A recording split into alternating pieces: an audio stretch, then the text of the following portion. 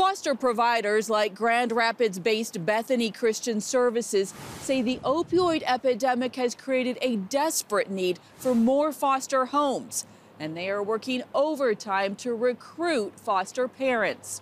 It's the largest driver right now in the United States for foster care. Scenes like this are all too common. A 4-year-old trapped in a car. His grandmother and her boyfriend passed out after overdosing. Victims of an opioid epidemic that kills more than 100 people every day. Their children and the children of those addicted need temporary and often permanent homes. It's why the race is on to recruit more foster parents like Matt and Liz. And the more we started talking about it, and we kind of thought, gosh, maybe this is just God's way of telling us that this is the direction that we should go. In following that direction, Matt and Liz have welcomed 3 foster children into their home and developed a heart for kids with special needs. It only takes us probably, I don't know, maybe a few weeks with the kids before you feel, solely responsible for them and feel like I have to do everything I can for these kids because, at the end of the day, they are sleeping in our home and they're a part of our family for as long as they're here. And, it's so important that they have those parents that are going to fight for them. Unfortunately, more and more do not have that. In Ohio alone, kids in foster care double the number of licensed parents. Nationwide, the foster care need has risen 10% since 2012. And while the opioid epidemic started out in rural America, it is now spread into suburbs and cities, creating even more demand. Really, it's a drug that does not discriminate. And so it's really everywhere. In overseeing the program's foster parents, Sherry Williams must prepare them for children who have suffered, often at the hands of drug-addicted parents who didn't feed, clothe, or protect them. Trauma is not always the overt abuse, physical abuse, sexual abuse, things of that nature. Trauma is also neglect. And so while some children from an opioid home may have endured outward, overt, physical or sexual abuse, many of them have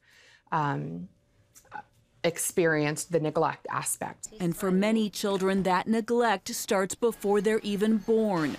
Addicted at birth, they must go through withdrawal and then into the arms of foster parents like Bob and Sue.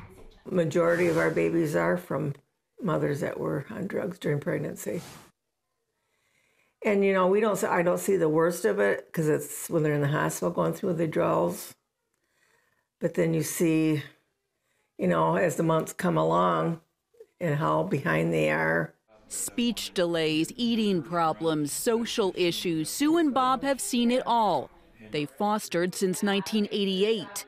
States have relied heavily for years on faith-based agencies like Bethany to recruit and retain foster parents like Sue and Bob.